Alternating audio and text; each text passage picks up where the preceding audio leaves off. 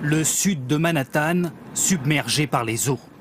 Un torrent qui piège les automobilistes et s'infiltre dans les tunnels qui mènent à la ville, ainsi que dans les stations de métro.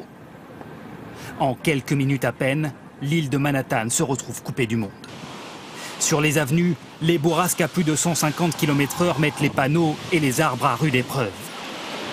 La façade d'un immeuble est arrachée par la force du vent. Au sommet d'une tour de 90 étages en construction, une grue se brise et se balance dangereusement au-dessus de la ville à 300 mètres de hauteur. L'ouragan bat alors son plein au cœur de New York lorsque tout à coup, une explosion se produit. Certains New-Yorkais filment la scène. Qu'est-ce qui se passe?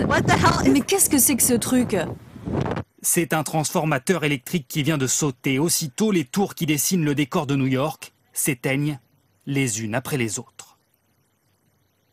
Le sud de la ville est entièrement plongé dans l'obscurité. Vu du sol, voici à quoi ressemblent les avenues d'ordinaire si lumineuses. L'armée, appelée en renfort, tente de dégager les rues tant bien que mal. Sous les yeux d'habitants complètement incrédules. Je n'aurais jamais cru que ça pourrait arriver à New York. Maintenant, il faut éviter de paniquer. La police fait de son mieux pour nous aider. Mais la police, elle aussi, a fort à faire avec les inondations. Gros problème pour nous. On n'avait pas prévu ça. Un peu plus loin, une interminable enfilade d'ambulances. Faute de courant, un hôpital fait évacuer en urgence tous les malades les plus fragiles. Pour retrouver de la lumière, il faut remonter jusqu'à Times Square. D'habitude si animée, la place est quasi déserte. C'est dingue. J'en crois pas mes yeux.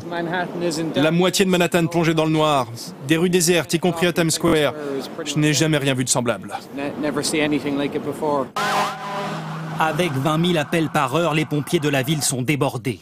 Certains sont appelés en renfort dans le Queens, où un gigantesque incendie s'est déclaré. Une cinquantaine de maisons brûlent dans la nuit. On ne sait pas s'il y a des victimes. Difficile d'évaluer les dégâts pour l'instant. Le jour se lève progressivement sur Manhattan. Barack Obama a décrété l'état de catastrophe majeure pour l'ensemble de la ville. Et on vous retrouve Maryse Burgot en direct de New York. Maryse, vous avez vécu toute cette nuit de tempête. Racontez-nous comment cela s'est passé.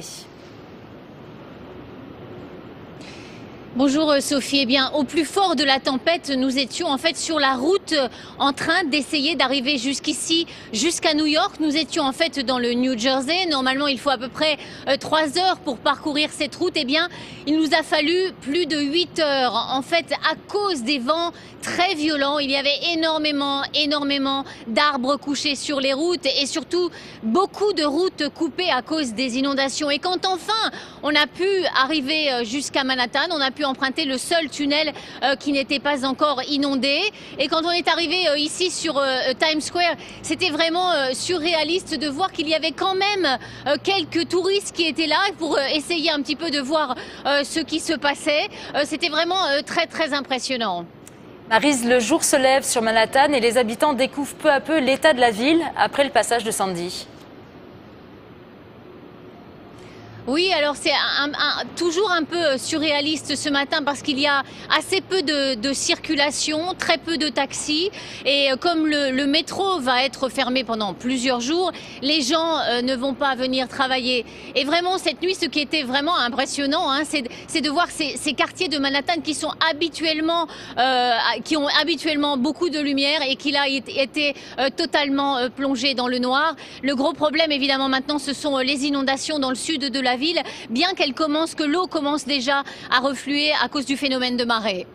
Merci beaucoup Maryse Burgot pour votre témoignage.